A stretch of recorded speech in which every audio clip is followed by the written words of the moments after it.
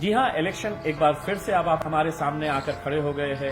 मैं एक बार फिर से आपके सामने फिर हाजिर हुआ हूं ये अपील करने के लिए कि आप एमआईएम पार्टी को क्यों वोट करें और मेरी निशानी, जिस पार्टी की निशानी पतंग है, उसको आपने वोट क्यों करना चाहिए। मैं एक सक्सेस स्टोरी आपको सुनाना चाहता हूं। ये आप लोगों की ही वजह से मैं आज मेंबर ऑफ पार्लियामेंट बना, खासदार बना, और उसी की वजह से आज मैं आपको एक सक्सेस स्टोरी बताना चाहता हूं। 26 जून जब लोकसभा का पहला अधिवेशन शुरू हुआ तो 26 जून के दिन मैंने लोकसभा के अंदर एक आवाज उठाई।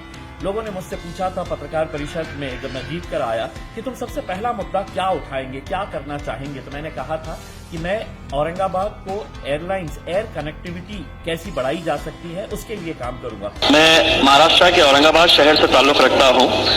ये वो शहर है जहां पर दुनिया के 2 वर्ल्ड हेरिटेज मॉन्यूमेंट्स, पूरी दुनिया के अंदर ऐसे कोई शहर नहीं है जहां पर 2 वर्ल्ड हेरिटेज मॉन्यूमेंट 100 किलोमीटर के डिस्टेंस के ऊपर है, अजंता और एलोरा।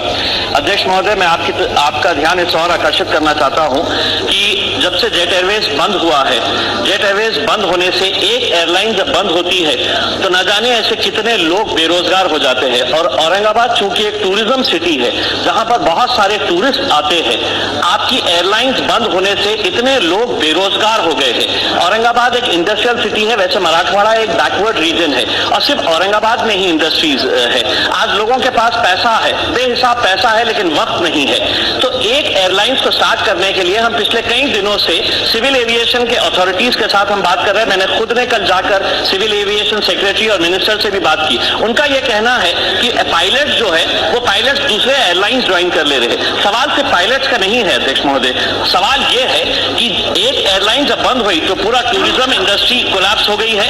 आज होटल्स खाली पड़े हुए हैं, आज ट्रांसपोर्ट इंडस्ट्री पूरी तरह से खाली पड़ी हुई है और इंडस्ट्रियलाइजेशन के ऊपर भी इसका बहुत बड़ा असर पड़ा है। इसलिए हम सरकार से अनुरोध करना चाहेंगे कि जल्द से जल्द कम से कम 1-2 एयरलाइंस अगर आप औरंगाबाद के लिए स्टार्ट करते हैं, दिल्ली और मुंबई। अध्यक्ष महोदय, एक गोल्डन ट्रायंगल हुआ करता था, एयर इंडिया चलाती थी वो एयरलाइन जो दिल्ली, जयपुर, उदयपुर, औरंगाबाद और मुंबई को कनेक्ट करता था।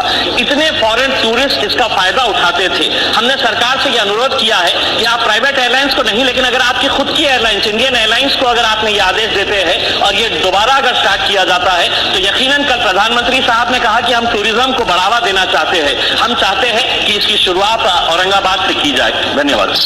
उस मुद्दे को उठाने के बाद मैंने 2 मीटिंग्स लिया civil aviation secretary central government के साथ और उनको बताया कि Aurangabad tourism point of view से कितना अहम शहर है और इंडस्ट्रियल पॉइंट ऑफ व्यू से अगर एयरलाइंस और ज्यादा शुरू होते हैं तो कितना बड़ा बूस्ट मिलेगा पूरे मराठवाड़ा को।